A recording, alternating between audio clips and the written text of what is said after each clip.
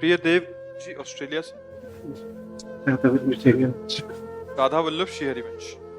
महाराज जी, हमारे शास्त्रों में कुछ महात्माओं को त्रिकालज्ञ बताया गया है, जैसे याज्ञवल्क्य जी। अगर कोई त्रिकालज्ञ है तो उसको भविष्य का पूर्ण ज्ञान है, अर्थात भविष्य पूर्व निर्धारित है। देखो, जैसे आंवला रख लेना तो चारों तरफ से देखा जा सकता है, ऐसे वो पूरे ब्रह्मांड को आंवले की हथेली पर रखे हुए आंवले की तरह देखते हैं। वो महापुरुष जो त्रिकालज्ञ हो गए हैं, उनमें और भगवान में कोई अंतर नहीं। जैसे भगवान भूत भविष्य वर्तमान का पर्दा उनके नेत्रों के सामने नहीं रहता, ऐसे ही भगवत प्राप्त महात्माओं के सामने नहीं रहता, पर वो चलते भगवान के विधान से ही है। भगवत स्वरूप सर्व सामर्थ्यशाली त्रिकालज्ञ भगवान वशिष्ठ जी, योग वासिष्ठ जैसे परम महामहिम ज्ञान को भगवान श्री राम को उपदेश कर रहे हैं। जो भगवान राम को उपदेश कर रहे हैं वो भगवान वशिष्ठ जी। जो त्रिकालज्ञ हैं वो भगवान वशिष्ठ जी। जो परम ज्ञानियों में सर्वश्रेष्ठ भगवान वशिष्ठ जी, स्वयं भू ब्रह्मा से जो प्रकट हुए भगवान वशिष्ठ जी, वो कह रहे हैं, सुनो भरत भावी प्रबल बिलख कहो मुनिनाथ, हानि लाभ जीवन मरण जस अपजस विधिहार। समझ पा रहे? वो सब जानते हैं, सब कर सकते हैं, लेकिन वो भगवान के विधान से चलते हैं। राम जी की कुंडली और सिया जी की कुंडली, सदानंद जी ज्ञानियों के परम गुरु जनक जी के आचार्य और ये दशरथ जी के आचार्य भगवान वशिष्ठ जी, दोनों ने मिलाई थी। कोई त्रुटि थोड़ी हुई थी। लेकिन जहां राज तिलक होना था वहां 14 वर्ष का वनवास, तापस वेश विशेष उदासी, 14 वर्ष राम वनवासी।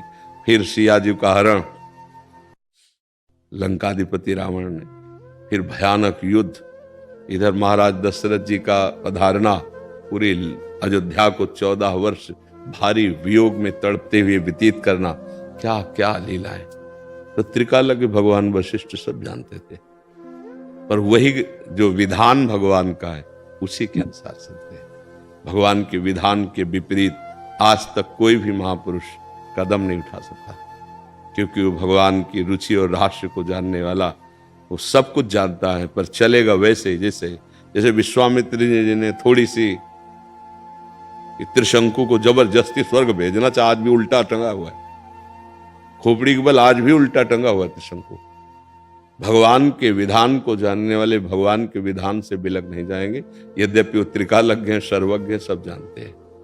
समझ पा रहे हैं महाराज जी? तो फिर अगर सब कुछ पूर्व निर्धारित है तो हम क्या कुछ पूर्व निर्धारित है? सब कुछ नहीं। भगवत प्राप्ति पूर्व निर्धारित नहीं है, भजन पूर्व निर्धारित नहीं है, त्रिकालज्ञ होना पूर्व निर्धारित नहीं है, ब्रह्मबोध होना पूर्व निर्धारित नहीं है। पूर्व निर्धारित शुभ और अशुभ कर्म के अनुसार स्थूल शरीर की क्रियाओं को है कि आप सुखपूर्वक जीने जा रहे थे, बुरा प्रारब्ध आ गया, मिटिया मेट कर दिया सारे सुख साधनों को। तो प्रकृतिजन्य उस पर प्रारब्ध का प्रभाव है, लेकिन परमात्म जन्य नहीं है। वहां तो मान लो भगवान के अवतार में भगवान ने अवतार ही लिया था, असुरों का संहार और ऋषि मुनियों को सुख देना। अब राजा बन करके जो कार्य नहीं हो सकता था वो बन जा करके भगवान ने किया। लेकिन यहाँ प्रारब्ध भोग जो सुख दुख आता है पूर्व निर्धारित होता है, वो केवल शुभ अशुभ कर्म ही तो है ना, उनका परिणाम सुख दुख है ना। वो केवल स्थूल सूक्ष्म शरीर के ऊपर ही प्रभाव डाल सकता है, अपने ऊपर नहीं डाल सकता। जो मैं तत्व है उसके ऊपर नहीं डाल सकता। हम मनुष्य योनि में आए हैं स्वरूप बोध करने या भगवत प्राप्ति करने, प्रारब्ध क्या बिगाड़ लेगा इसमें? शुभ अशुभ कर्मों को तो हम विध्वंस करेंगे भजन बल से। परमात्मा प्राप्ति के लक्ष्य से भजन करते हुए, साधना करते, शुभ अशुभ का नाश करके हम परम पद में आरूढ़ होने आए हैं। शुभ अशुभ को भोगने केवल पशु की तरह नहीं आए हैं। ये शुभ अशुभ केवल भोगता पशु ही होता है। मनुष्य जो होता है शुभ अशुभ दोनों से ऊपर उठने के लिए आया है। समझ पा रहे आप? हाँ, खूब नाम जप कीजिए और साधना कीजिए, संयम पूर्वक रहिए, चाहे गृहस्थ हो चाहे विरक्त हो, अपनी अपनी मर्यादा अनुसार, तो भगवत प्राप्त हो जाएगा। भगवत प्राप्ति हमारे प्रारब्ध में नहीं लिखी, ये हमको पुरुषार्थ के द्वारा, साधन भजन के द्वारा प्राप्त करने के लिए अवसर दिया गया है। ये मनुष्य दे परम पुरुषार्थ भगवान की प्राप्ति। अगर हमारा पुरुषार्थ भोग संग्रह और भोगनों में लगा तो फिर पशु से ज्यादा जैसे सुअर कुत्ता नींद आती है, बच्चे पैदा करते, भोजन पाते हैं, खेलते रहते हैं, दिन भर आहार ढूंढते रहते हैं, अगर इतने केवल मनुष्य में है तो फिर दुर्लभ देह काहे को कहेगी? दुर्लभो मानुषो देहो देहिनाम क्षण भंगुरा तत्रापि दुर्लभम मन्ये तो वैकुंठ प्रिय दर्शनम। ये दुर्लभ देह मनुष्य की इसीलिए है कि भगवान और भगवान के प्यारों का हमें साक्षात्कार हो जाए। भगवत प्रेमी महात्माओं का संग भगवान की कृपा से मिलता है और भगवत प्रेमी महात्माओं के संग से भगवत प्रेम प्राप्त होता है। तो इसलिए ये हमारा पुरुषार्थ होगा। इसको हम प्रारब्ध में लेके नहीं बैठ जाएंगे कि जो होगा तो वही भोग लेंगे। नहीं, ऐसा हम कोई पशु है कि भोगते चले जाएंगे। हम उन भोगों को मिटाएंगे। हम भगवान के अंश हैं, अविनाशी हैं। अब हम कर्तव्य करेंगे त्रिगुणातीत। नाम जप किया, जो कर्म है भगवान को समर्पित किया, उनकी लीलाओं का गायन किया, लीलाओं का चिंतन किया, ये त्रिगुणातीत है। ये माया मुक्त करके स्वरूप में स्थित करके या भगवत प्रेम में स्थित करके आपके सारे दुखों का विनाश कर देगी। ये करने के लिए हम आए, केवल भोगने के लिए थोड़ी आए। भोग तो पीछे पड़े रहेंगे एक कोने में, वो कुछ नहीं बिगाड़ सकते। पुरुषार्थ प्रबल होना चाहिए। मना स्थिति प्रभु में लगी हुई तो तन में कोई दंड आया है, भोग आया, क्या कर लेगा? शरीर छूटना एक बार है ही है, 2 बार छूटना नहीं। तो निर्भय हो जाओ, खूब सच्चिदानंद भगवान को दुलार करो, नाम जप करो, अच्छे आचरण करो, और जब शरीर पूरा हो जाएगा तो अपने परम धाम में स्थित रहोगे। इसके लिए मानवदेह मिला, इसमें कोई संशय आपको?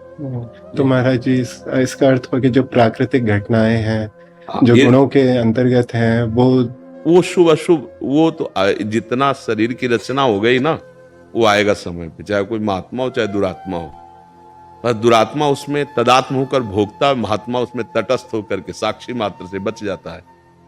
मतलब शरीर में प्रारब्ध भोग आएगा अपना, जो प्रारब्ध भोग है, लेकिन महात्मा उसमें साक्षी भाव से रहकर, दुख तो है शरीर को, और साक्षी भाव से रहकर अपने, और जो भगवत भजन नहीं करते उसमें तदात्म हो गए, हाय अब ये हो गया, अब वो पूरा चिंतन बिगड़ जाता है, धनिक भी सुख नहीं रह जाता है। वो भोगता है, वो दृष्टा है, दृष्टा बन जाओ, भोक्ता भाव से हटो, फिर धीरे धीरे दृष्टा दृश्य दर्शन तीनों का लय हो गया, वही बचा जो था, जो है, जो रहेगा।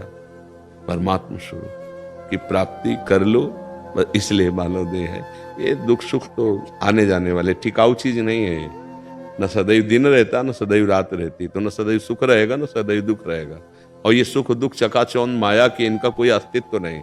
अच्छा स्वप्न बुरा स्वप्न जब जगे तो दोनों झूठे नहीं। ऐसे ही जगत का अच्छा स्वप्न, अभी जाना है, ट्रांसफर हो जाएगा, इससे ट्रांसफर होना है, सरकारी है ये सब, पुत्र पत्नी मकान दुकान शरीर सब सरकारी है। ट्रांसफर कब आ जाए कोई पता नहीं, इसलिए तैयार हो कि ट्रांसफर होना है।